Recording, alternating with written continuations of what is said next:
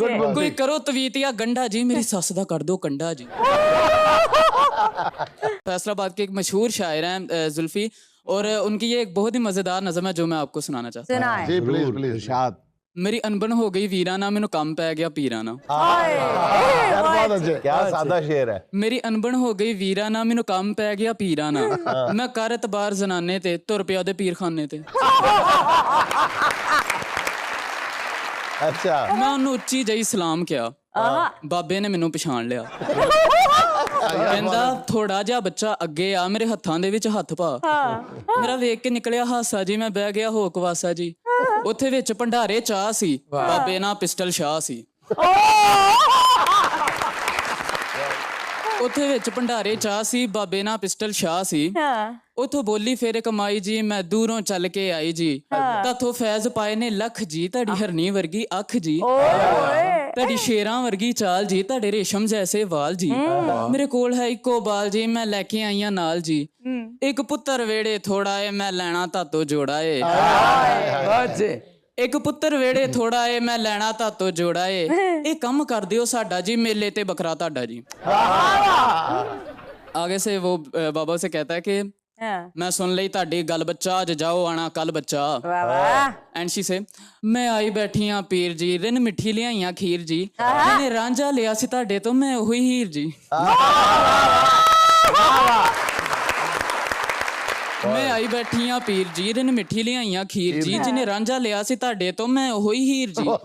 फसी विच शिकंजे जान मेरी, हजे रहिंदी एक ननान मेरी। फसी विच शिकंजे जान मेरी, हजे रहिंदी एक ननान मेरी। यार बहुत कोई करो तवीत या गंडा जी मेरी सस दा कर दो कंडा जी। कोई करो तवीत या गंडा जी मेरी सस दा कर दो कंडा जी। कोई मंत्र पढ़ो हाँ डाडा जी, मैं पानी भरांगी ताडा जी। और वो कहता है गल सुन लई बच्चा सारी है, पर अज जाओ अज बंदियां दी वारी है। उथों मुंडा फिर एक बोलिया, उन्हें भेत जो दिल दा खोलिया। मेरे दिल दी सुनो पुकार जी, मैनू सच्चा हो गया प्यार। तानू लोकी कहण सरकार जी, मेरी बेड़ी कर दो पार जी। ओदी मां नाल ओदा नां दसना, ओदा पता ठिकाना थां दसना, जे वादा करो ते तां दसना। ओ भम्मीपुर दी रहण वाली, ओ पीसीए उत्ते बहण वाली। गल कीती रब सफुरदे जी, ओदी मां नवाउंदी मुर्दे जी। ਮੈਨੂੰ ਇਸੇ ਗੱਲ ਦਾ ਪਾਲਾ ਏ, ਉਹਦਾ ਪਿਓ ਵੀ ਕਰਦਾ ਕਾਲਾ ਏ। ਮੈਨੂੰ ਇਸੇ ਗੱਲ ਦਾ ਪਾਲਾ ਏ, ਉਹਦਾ ਪਿਓ ਵੀ ਕਰਦਾ ਕਾਲਾ ਏ। ਮੇਰੇ ਜੀਣ ਦਾ ਦੱਸ ਦਿਓ ਰਾਹ ਜੀ, ਉਹਦੇ ਪਿਓ ਨਾਲ ਪਿਸਟਲ ਸ਼ਾਹ ਜੀ।